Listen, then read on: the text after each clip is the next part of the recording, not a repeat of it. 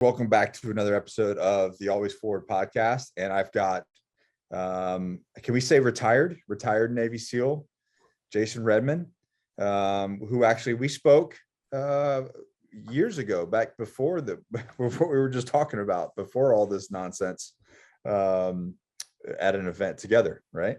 Yeah. Back in, where was it? Was in Texas. Was it? It was in I don't Texas, remember where. yeah. Dallas? Yeah, I think it was the Dallas Fort Okay. Worth area. Yeah, for the N22. That's right. Yeah, there you go. Yeah. So anyways, we were talking about, how things are kind of opening back up and getting to travel again and speak and engage with other people, which is just great, man. Like giving a talk on Zoom to a bunch of people is just not the same as being in the same room with them and getting to hear their stories and being able to pour into them and serve them in the best way possible of what they need and how we, using our experience to help them. Anyways, so you're back at it. Yeah, man. Like you said, it's been fantastic. And the message is needed more now than ever. I mean, people are struggling mentally, physically, emotionally. I mean, there's issues obviously with leadership. There's issues with resilience in our country. There's issues with an understanding of how do we bring people back together. I think we got political parties that want to drive us as far apart as possible. Yeah. So all those things, obviously are great lessons we learned in the military, and sharing them with people has been great, and doing it in person is phenomenal. Yeah. And when you're in the military and you have a leader you don't agree with, you can't just quit, or, being on a team with guy that you just don't agree with their points of view. It's not like you can just be like, well, I don't want to work here no more. And so you bring up a good point that we have a unique capability, or at least experience of hey, we don't have to agree on the same things, but we do have to work together for a common goal. You know what I mean? And, that doesn't necessarily transpire over to the rest of the world. So real quick, I mean, I obviously know, your story.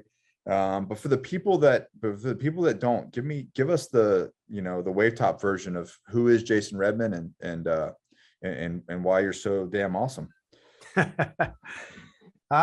Jason Redman is a story of, I don't know, it's the quintessential underdog story. I am probably not what the average person thinks of when they think of a Navy SEAL or a Navy SEAL leader. I think they Hollywood probably would cast the SEAL leader as Jocko, this great big strapping, Cro-Magnon looking gruff dude who, and I'm the Captain America of Navy SEALs, right? Yeah, absolutely. And I love Jocko, man. I've known him most of my career. But I wasn't that. I was I'm on the smaller end of the spectrum for SEALs. My whole life I've been told you're not going to do this, you're not going to do that, you can't do this, you're too small, you're too this, you're too immature, you're too arrogant. My whole life I've been told the twos. And just continue to overcome and excel in many areas, although there were a lot of failures along the way. And that's really what you can't have one without the other, can you? Yeah, but I have a tendency to do things to the extreme. So, I mean, I'm going to fail really good. Oh, absolutely. I mean, I failed at such a level. I almost got myself kicked out of the SEAL teams from poor leadership. And thankfully I had some leaders who believed in me, who saw some potential and said, you know what, we can shape this clay if he's willing. And I was willing. And that really became the essence of the book, The Trident. It was from that failure became a true appreciation and a journey of leadership, coming to understand what it is to be an effective leader, especially to lead people in combat. And then, of course, to be severely injured and coming to learn you really can lead from any situation, including a hospital bed, which kind of is where the sign on the door came from. And, continue to drive forward and to try to continue to lead, finish my military career after 21 years, was never able to get back operational, but was able to contribute in a lot of different ways. And then now I'm out in the civilian world trying to teach individuals those same skills You know, how do you effectively lead an organization? Most importantly, how do you effectively lead yourself, which I think is the critical basis of everything. If you can effectively lead yourself, everything else will follow. Yeah, excellent. So you actually went through Buds and became good friends with Ray Cashcare. Ray and I went through Buds together. Yeah, absolutely. So we were in the same boat crew. He was at the same time he was throwing you under the bus or under the boat at Buds, and then at the same time he said that he wouldn't have made it made it through Buds without you. Yeah, man. Yeah, I think the only thing tougher than SEAL training or bigger than the lore of SEAL training is Ray's ego. Yeah, I believe that. But we had a great time when he came down, and we're doing the Squire program down here on November 5th. Which is awesome, man. I love that. I mean, isn't that amazing? Yeah. What an absolute amazing thing. Yeah. I mean, it's just, if you're a young man, 12 to 16, it should just be like an American requirement that you have to go through that rite of passage, because it makes such an impact on those young men, and it gives them that permission to be a man, or to start thinking like a man. And then the connection with sons and dads in this program, I love it, man. I love what Bedros has put together with that. It's awesome. I love the fact that he's getting it out there. I think they're doing Ryan Mickler's here coming up soon, and then I know they're up in Maine. In Maine. And then you just helped out with the project. You were just a guest instructor on the project, right? I did, which it was really awesome to be able to go out there, and you really can't appreciate how difficult the project is till you get out there. I'm not kidding you. It is a no joke. It is a no joke program. As a matter of fact, if there's anybody out there that wants a true test, whether you aspire to special operations and you want a true test before you go, or you're like many of the guys you and I meet who fancy themselves, oh yeah, I could make it through soft training. I meet a lot of guys who make that statement. Sure. Go through the project and come talk to me afterwards. If you can make it through that, I'll give you some respect and say, you know what, you may be able to, because if you could make it through that, you've proven you've got a set of stones. There's enough there. I mean, obviously, that training gets a lot harder for a lot longer, right? There's a longevity thing there that you have to make it through. But if you make it through the 75 hours, you've at least got the thing. Correct. That you have the thing that is needed to actually, make it. You're able to throw that. You've proven you can throw the switch to endure the suck, the misery, and keep driving forward to accomplish whatever. And obviously, you and I both know you see it out there at the project. Once you learn how to throw that switch, there's really nothing that you can't accomplish at that point. That's it. And that's one of the biggest things, right? Is getting people to learn that they have that, or at least teach them that, or get them to have that resilience. And then that way that, hey, you have this capability. Doesn't matter what it is. It could be a bakery. Your business could be a bakery, but if you have that thing, you could be successful. So when did you go to Buds, or when did you join the Navy? I joined the Navy September 11th, 1992. So I was still in high school, signed up under the delayed entry program, obviously having no idea that was going to be such a monumental day. It was just any other day back then. Yeah. I was a senior in high school. All I ever wanted to do was join the military. Figured out I decided I wanted to be a SEAL probably a couple of years prior to that. And kind of had a rambunctious youth. The SEAL teams, or at least wanting to go down that path, definitely kept me out of any major trouble. I lived in a little town in the middle of southern North Carolina with a whole lot of nothing. And got myself kicked out of the house when I was 17.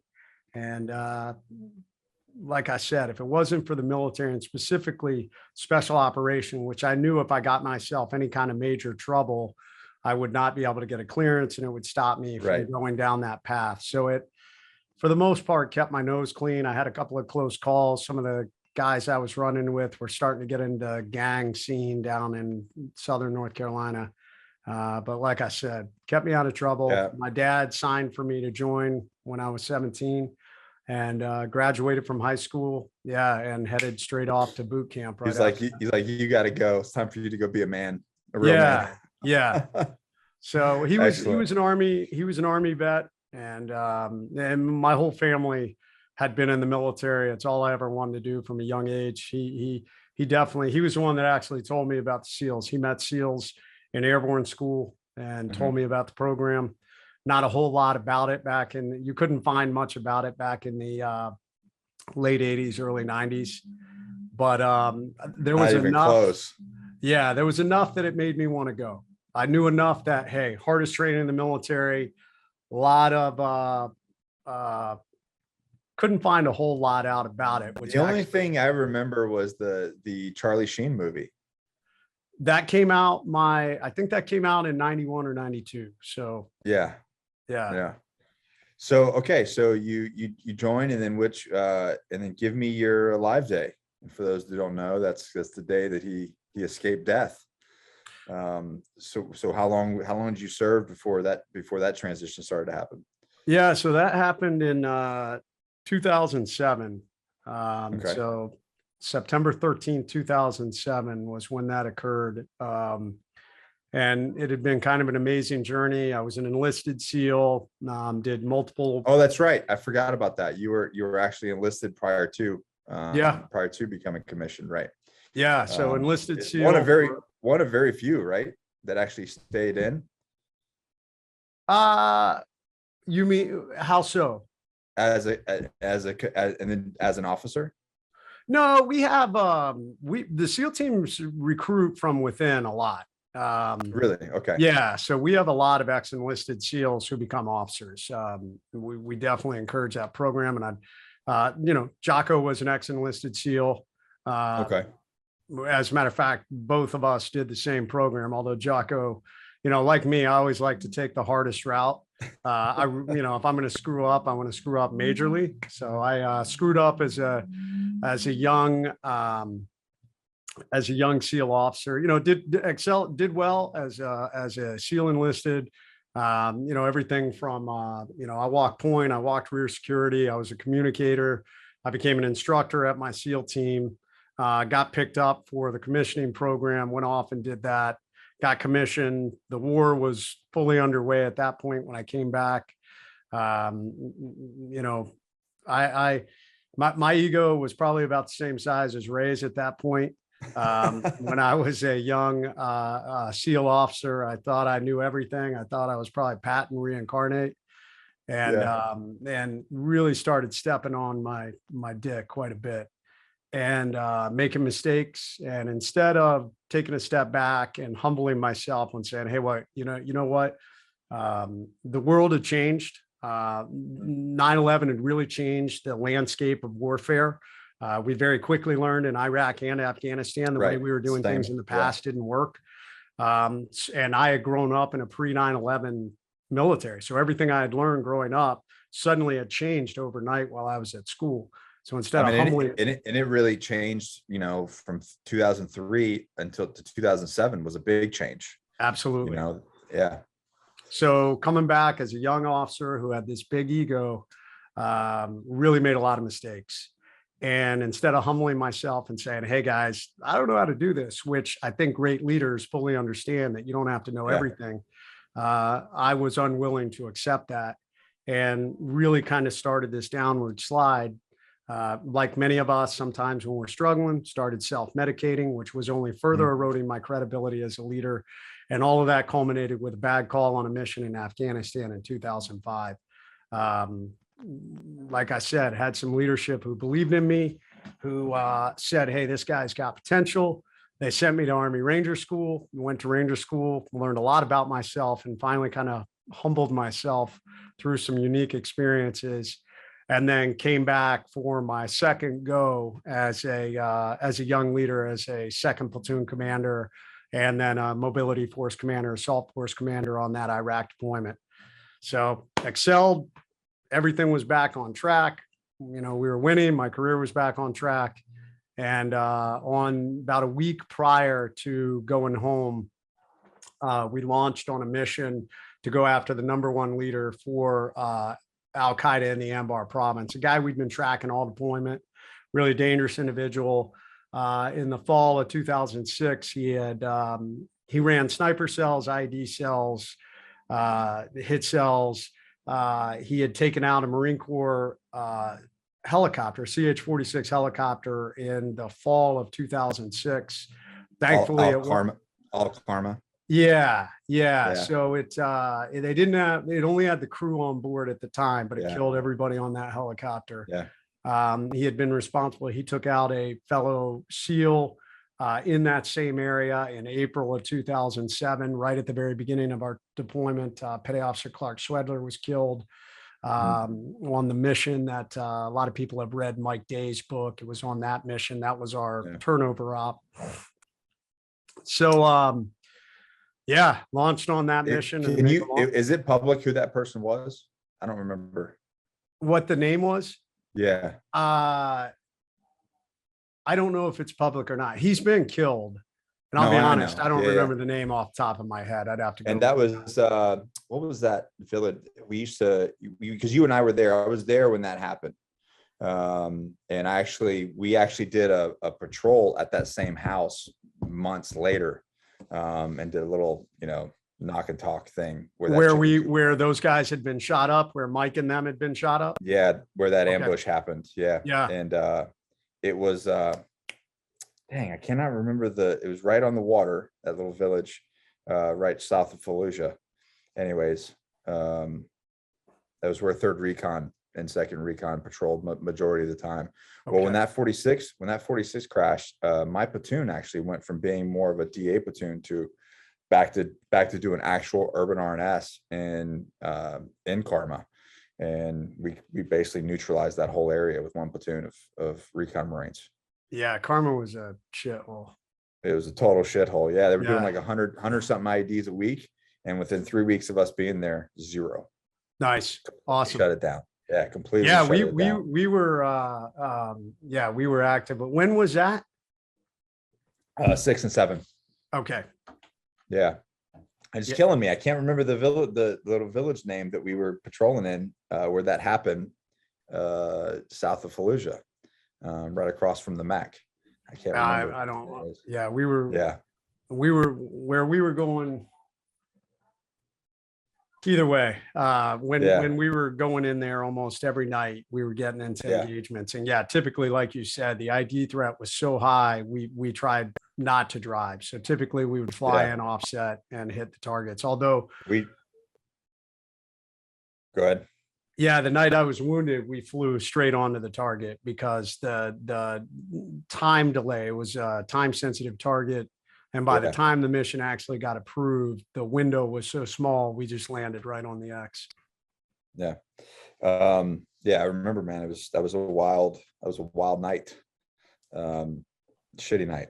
But glad you're still sitting here and you share all this information with the world. And I was going to say, the things about, I guess fucking up or making mistakes is when the light bulb comes on, or if you give yourself the ability to learn and change and grow, man, it makes it so much sweeter because now you have the experience of both sides.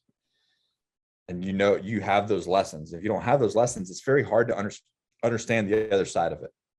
Yeah, I talk to a lot of people about that. I mean, with leadership, we all, I think the best students of leadership, you look at the great leaders and you look at them and you say, okay, I want to be like them. How do I emulate what they do?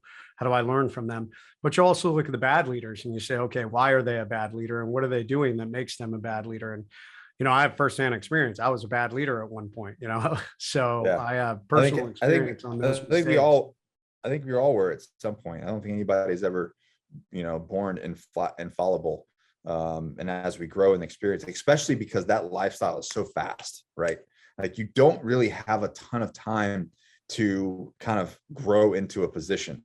It's like you're constantly, it's the next deployment. And I think now that, I think that they do a decent job of trying to really invest in these young men and but during our time, it was like deployment, then another deployment, and then another deployment. Like we don't have time for anything else. No. And I think the So, other thing, as you well know, I mean, in warfare, and especially in special operations units, especially when you're a young, hard charging pipe hitter, you think that, well, we have to get into the fight. And all of us want to get into the fight. right, It's part of who we right, are. But as a leader, you start to realize, and especially after you do it for a little while, and it's hard to rein back the sled dogs or, the pipe hitters. How do we win this battle, or how do we win this engagement without ever even firing a shot if possible? How do I right. minimize the risk to my guys? Yeah, And that's hard because guys want to get into the fight. But at the end of the day, man, if you can kill the enemy without, or take out the enemy without ever having to fire a shot, that's winning. That's battlefield victory. And that's a hard thing to wrap your head around as you get older. well, it's funny because we've both been there. We've both been on both sides of that coin, right? Where you want to Oh, get into the fight. And yeah, then there's also, you get a little older, a little bit more mature, and you're like, wait a minute, we can kill this guy and I don't have to ever leave the fob. right. You know what I mean? And that's there. So there is a switch there and an education piece. And I think that a lot of that comes with experience, right? And time of being on teams and learning, how to conduct those kind of operations and whatnot. But yeah, if you can kill a a negative influencer, without ever leaving your chow hall, why not? Yeah. You know what I mean? Why not? And then all of us go back to our families, right? Amen. And that's Yeah. what I think that's, yeah, we all were those hard chargers. I know I was, man. I was wanted to get in the fight. definitely. I mean, that's how I ended up making that bad call on that mission in Afghanistan, man. I wanted to get into the fight. Yeah. So you got hurt, and then how long was your recovery? I mean, I know you've also dealt stuff, ongoing, but how long were you really before you were back up on your feet? So I mean, it was 4 years and 40 surgeries, but Okay. probably I was totally out for the first year. That was probably the most major iterations of the reconstruction, Yeah. or maybe even I should say the stabilization before we got into really the reconstruction. So and those surgeries kind of got further and further away over those 4 years. A lot of that, you well know that Yeah. guys have a lot of infection problems. I had a lot of infection problems that created setbacks and things like that. So thought I could still stay operational. So for the first probably 2 years, that's what I was grinding towards. And unfortunately, they were never able to fix my arm to the point that I could get back. But it was good. I still managed to finish my career. I was able to do quite a few things. I ended up working ops. I ended up working special projects. I ended up working some programs to take care of, families and wounded warriors and things like that before I medically retired in 2013. So do you think that, because you're talking 4 years of just basically hospitalization, essentially, did that switch that we talked about, did that hold in there, or did that self-doubt start to creep in, or did that warrior spirit that you had when you were younger, did that say I'm gonna fucking make it through this no matter what, or did that little devil come on your shoulder and start making you question your ability to survive? No, the overcome mindset and that switch was there, but I mean, you're lying to yourself if you ever say there were never any doubts. I mean, dude, there were Right. doubts, there were hard times. But frequently, frequently having the ability to drive through that and say, okay, I have been through worse. I have the ability to overcome. I looked at it as medical buds, if you will. Yeah. Because man, multiple surgeries suck, because right when you start to gain ground again, you're now having to go back under the knife, which now, once again, you're not allowed to work out. You're not allowed to do all these things. The things Especially that mentally help you, right? absolutely. The things that, yeah. And for mine, you know, for some people, they're like, they don't understand, like, oh, well, when I had a surgery, I was able to immediately go and start working out again. But a lot of mine was microvascular connections. We're connecting tiny pieces of tissue and transplanting bone and stuff like this. Yeah. So frequently it was a minimum of a month before I could start putting any strain on my body. You know, but the other thing, Nick, was, I think probably the biggest thing that set me up for success, and one of the reasons why I tell so many people, hey, you need to do hard things. An overcome mindset just can't be instantly created. Like the more hard things you've been through in your life, or life ambushes, as I call them, the better you're going to be prepared for future obstacles, life ambushes, things like that. And a lot of people wrongly assume, hey, your battlefield injuries, you being all shot up and that ending your career, that's probably the hardest thing you've ever been through. But that's not true. My leadership failure was the hardest thing I ever went through. To have teammates say, we don't want to work with you, you know, we don't trust you. That cuts a little, hardest. I mean, that I cuts was a little deeper. Dude, Yeah. I was suicidal. I put a gun in my mouth when at the beginning of all that, thinking that I could not, like my life was over, and I didn't know how to drive forward and fix it. Like it was too overwhelming to think about. And thankfully I had one of my great leaders in Ranger School, you know, I remember telling him, hey, I've screwed up too badly. There's no way I can come back from this. The guys will never follow me again. And he kind of laid the foundation for a lot of what I speak on in leadership, and really the formula that I started to follow from that point further in my career. And he said to me, Red, guys will follow you if you give them a reason to. He said, the equation is simple. He said, it doesn't matter how bad you've messed up. If you are successfully crushing it, people are going to follow you because it's human nature. We want to follow people that are successful. We want to follow people that are setting the example. It's just how it is. He said it may take more time because they're going to have doubts. They're going to be like, that guy screwed up. This is only a temporary thing. So he said, it's going to take time. And he was right. It took 2 years to build back my reputation. Just consistent work. Absolutely. Every day, hearing the naysayers, and you know, in our community, the guys pull no punches, man. I heard it on a regular basis. And I was just like, hey man, focus on you, focus on leading yourself. That naturally translates to leading others, and lead always. You know, you can't pick and choose, you know, everything you say, everything you do, it will make a difference. And that I'm going to ask you, about that in a sec, but real quick. So talking, I'm going to let's plug this thing right here. So what was all of that, the inspiration to write Overcome? Like, where did that, I mean, you wrote the Trident. It's not your first, so this is not your first book, but where was what happened, or what was the thought process, other than just being a Navy SEAL and having to write books? It seems like a requirement. It's a requirement, actually. When you go through BUDS, there's a writing test to make sure you have the ability to write books. Clint Emerson told me that. He's like, yeah, you basically get issued a future publisher, you know, when you graduate BUDS. But it's part of the mission brief. At the end of the brief, during the warning order, it's like, okay, guys, and here in the corner of the room, we have the agent for your book, and we also have the director who's going to direct your movie when things go well. Oh man, how awesome would that be if that was true? But what was the thing that happened, if there was a thing that's like, hey, I really need to share this story to get people to understand doing hard things and overcoming, and how that will benefit your life? Like, what was the trigger? Yeah, the trigger was, so the Trident is the story.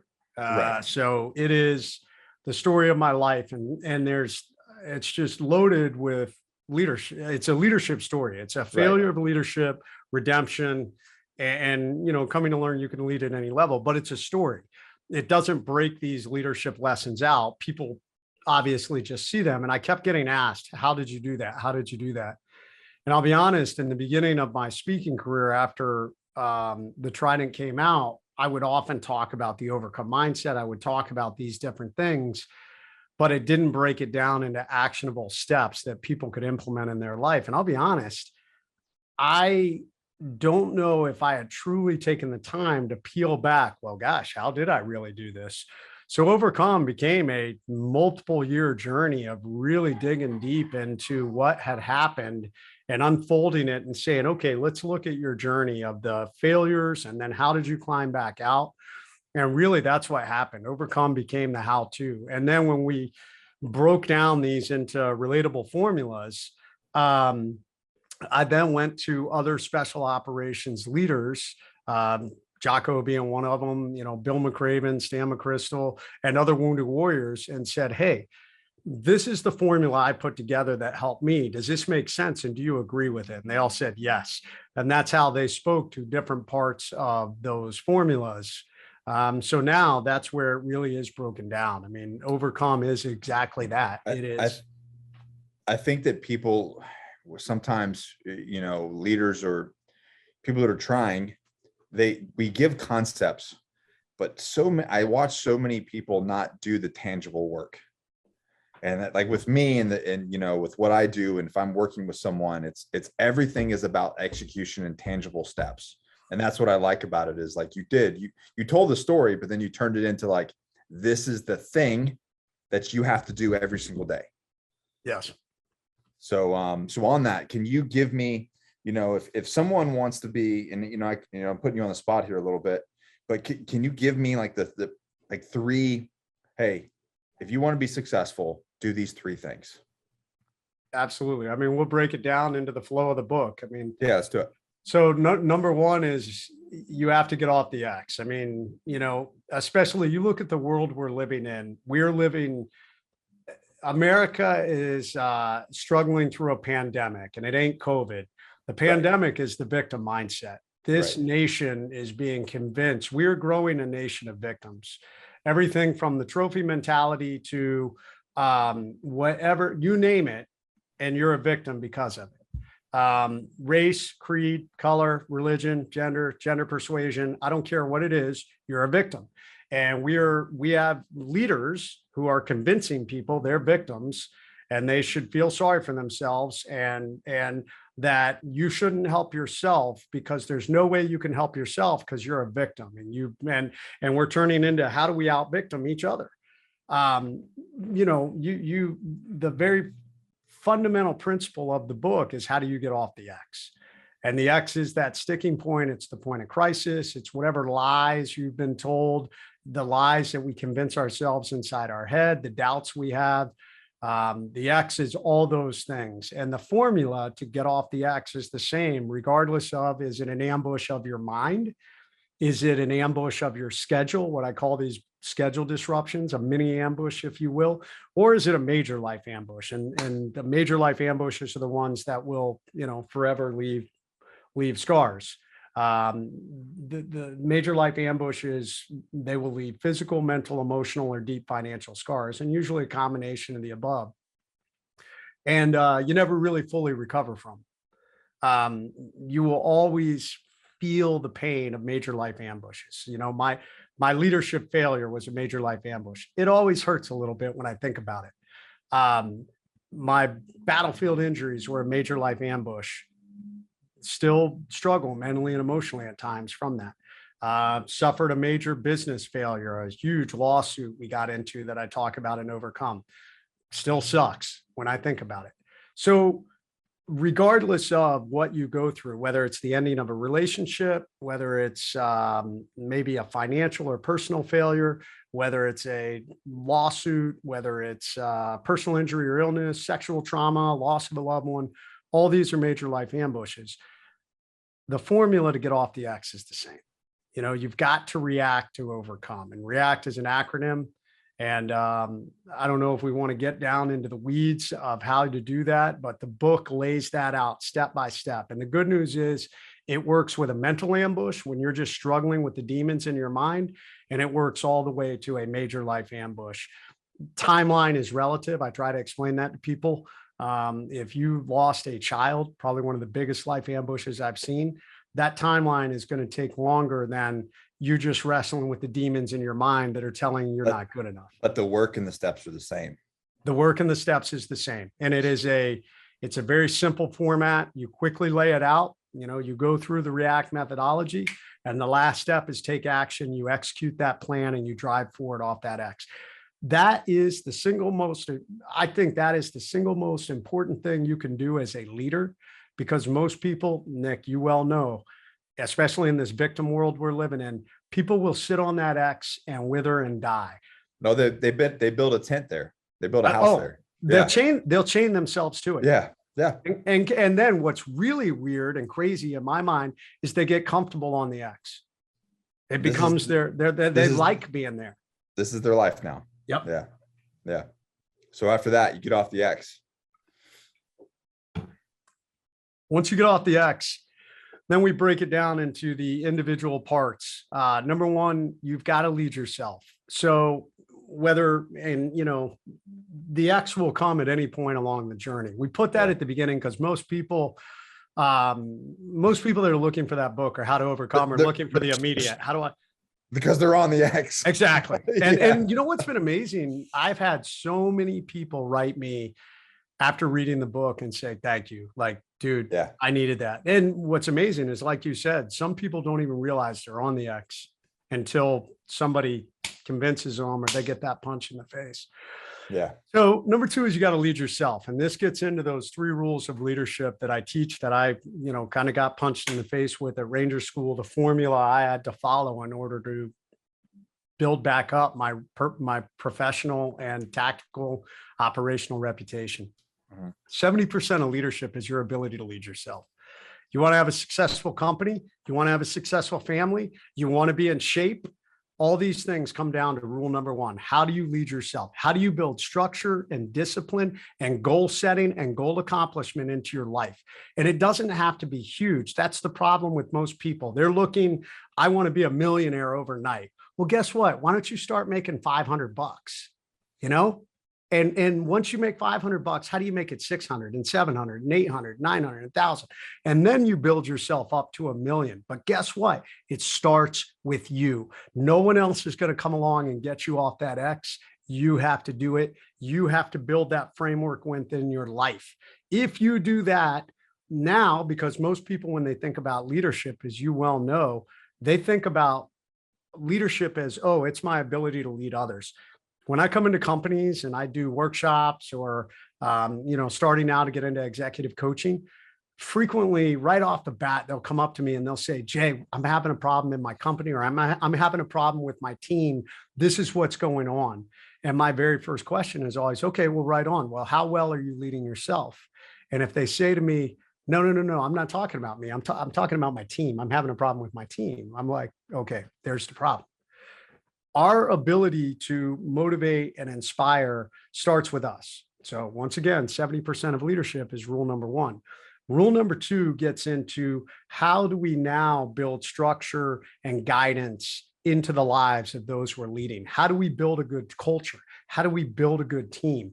And building a good team has a lot to do with, 1, you already are setting the example, rule number 1. Rule number 2, how do we educate them? How do we provide them the right resources? How do we provide them the tools they need to execute? And then, big one, how do we then trust them to go out and execute? We're not micromanaging the shit out of them where they're now starting to question and they don't want to be a part of this team because every step they take, you're questioning. How do you get everybody to be, moving in the same direction? How do you hold them accountable? Guess what? If we say they're right and left limits, if they're stepping outside those limits, if you're not holding them accountable, then it's going to start to create animosity within the group, which is once again going to be breaking down the integrity of your team, and you're not effectively leading others. And then rule number 3, how do you lead always? You can't pick and choose when you're going to lead. I made that mistake as a young leader. You've got to lead rain, sun, shine, storms, whether you're on duty or off duty. In my opinion, you can't be a great business leader and your family's a fucking train wreck. Because in my opinion, that impacts your credibility as a leader. We've got to have balance as a leader, and you've got to lead always. You've got to try and do everything you can to be positive, positivity in the face of negativity, driving forward and continuing to, push people forward regardless of the situation. Excellent. So let's talk about, so that kind of leads me into doing hard things. I'm sure you get a ton of messages from young men going, how do I train my mentality for buds? how do I, because we can do the physical stuff we can do, right? You can, and you and I have both seen physical specimens and studs just ring that bell, and usually they're the first ones to ring, Usually the biggest mouths yeah. ring that bell. Yeah. And and I'm sure you get the same messages that I do, is like, how do I train for that mentality? How do I have that, that overcome mentality? What do you tell them? I tell them do hard things, but it's beyond just physical. I think it's doing things that get you out of your comfort zone. I think there's a lot of young men out there that fail to appreciate that brain power. Academic abilities is a large part of being a SEAL or being special operations. Right. That when we're young, we think we think we're a hammer and everything's a nail. When the reality is, oftentimes some of the hardest decisions are not when to act, it's when not to act. Yeah. So doing things like that, like challenging yourself by pushing yourself academically, challenging yourself by, if you're afraid of public speaking, the number one fear that's out there, well, guess what? Go speak. If you're afraid of heights, go climb. Do things that are going to get you out of your comfort zone. Those are the things that are going to build a overcome mindset and enable you to endure discomfort. That's right. And it's hard for people to understand that. It's like, if you want to become mentally resilient, you have to live on the fringe of your comfort zone. You can't be in the center of it. You have to constantly be pushing that bubble outside. And that is what's going to make you, mentally resilient. So when things get hard, you're like, I've been here. I know what this feels like, this stress, this whatever that wall is. I've been on the discomfort, the doubt, all those things that are there that most people will quit because they tell themselves, well, I can't do this because I'm uncomfortable, because I don't know if I have the ability, because I'm too small or too big or too fat or, whatever. Yeah, it doesn't matter. But if you live there and you're like, I felt this before, I felt this on this challenge, I felt it on that challenge, I felt it when I did this. So I'm going to be okay. I'm just going to push. I'm going to keep pushing until I can't push anymore. Yep. That's it. And then if I break, I'm going to recover and I'm going to get up and keep going. And we keep going. Yeah. The cycle starts over again. And, I mean, Jason, how old are you? I just turned 47 yesterday. 47. And I'm 40. And I'm still, and I know you are too, I'm still finding challenges to push myself. After all the things that I've done, after all the things that you've done, we're still figuring out, okay, what can I do now at my age that's going to push me outside of my comfort zone? Because if you're not growing, you're dying. I'm doing it right now. And I'm always looking to do it. And it's funny, my wife doesn't understand us, and that's fine. Because my wife doesn't understand either, but she knows me, and she knows that I need these things. So exactly, we have to do them. I have to do them. I got asked to do this Navy SEAL swim in New York on August 6th. Yeah. And I hate swimming. I hate swimming. I have no kidding. I have not swam. I did a video recently where I said 9 years, but I calculated that from the time I retired. But then I really started thinking about it. I haven't swam since I've been wounded, 2007. So 15 years I have not really swam. But it's for a great cause. It's on August 6th, the day that Extortion 17 happened. I know I'm going to have to train hard, and I'm training for it. And it's good. It's going to suck. And that's good for you. That builds an overcome mindset. But there's going to be a bunch of like-minded. It's a huge event, right? There's like hundreds and hundreds of people there that come out to do it. And it's a bunch of Navy SEALs, but it's a bunch of veterans and a lot of people. Yeah, patriotic support. It's going to be a great event. I'm excited for it. What's the name of that? It is the GI Go New York Navy SEAL swim. I have a fundraiser. I'm trying to raise $25,000 for GI Go. So we'll put the link in. We'll put the link in. Yeah, I'll send it to you. I would appreciate that. Yeah, excellent. So if you're in that area, there's a lot of people. I know there's people coming from California to go do that. Our boy Ray will be there, showing off his. He can't be there this year. What? Yeah, he won't be there this year. So me and Will Brannon, and then all the other. You guys are Rich Aguiar actually will be there. But it'll be great. Will is speaking with us at the Roger Up event coming up Yeah. here in September. So We're good. We'll find a challenge. So let's talk about the Roger Up event. So what was the what made you guys think to come up with that idea and to do that? So Brent Magnuson's an Army veteran. He's a guy that I've been, working with and trying to help over the years. And he's a like-minded individual. He wants to push himself. He wants to be better in all aspects of his life, physically, mentally, emotionally, professionally. And in the Army, one day he was doing a long ruck hump and he was kind of struggling. And his sergeant major or platoon sergeant came along and said, "Hey, Army, you better Roger up. Let's go." And he buckled down and made it through. And that saying seared into his mind. And he wrote a book that I wrote the foreword for. And obviously, I think all of us have different slogans or expressions on how we drive forward and crush it. But Roger Up became that expression for Brent. And he came to me and he said, "Hey, man, I've got an idea. I'd love to do this event on how we help people Roger up in their lives. Because we've got enough people out there who are stuck on that X, who are feeling sorry for themselves, who want to be better, but they don't know how to do it." And Brent wanted to blend together professional development, leadership, overcome mindset, and of course, jujitsu. So physical pushing, because he's a big jujitsu guy, and said, "Let's put this into one event." And I loved it. I said, "Hey, man, I don't get an opportunity that often to frequently, most of the time I get hired by law enforcement, fire, or companies, and they are not open to the public. And I'm always having people ask me, 'Hey, when can I come to one of your events?'" Right. Well, Right. guess what? You now have the opportunity, September 1st through 3rd in Chicago. Amazing event. We got incredible speakers like myself and you, Nick. Yeah. You and I are both doing mastermind dinners. So Correct. for those out there who want some There's- one-on-one time with me or there- Nick, there's 25 spots per dinner, right? correct. That are So available? 25 Yeah. for me, 25 for you. So Yeah. definitely a very limited, intimate environment. Actually, I just flew back from Chicago Saturday up there with Brent. We recorded a bunch of content that we'll be putting out. And I saw the hotel's great. I saw where we're having the event. I saw the jujitsu room and also where we're doing the masterminds. But yeah, if you're looking for a program to get out of your comfort zone, we were just talking about that. How do you build it? This is going to be a good event for that. Will and I are going to be doing some PT on Friday and Saturday morning. We're not going to wreck you. I mean, there's a lot of people that are like, "I'm not coming to Seal PT." I'm not coming to Seal PT. Yeah. That's what everybody says. Like, listen, it's not.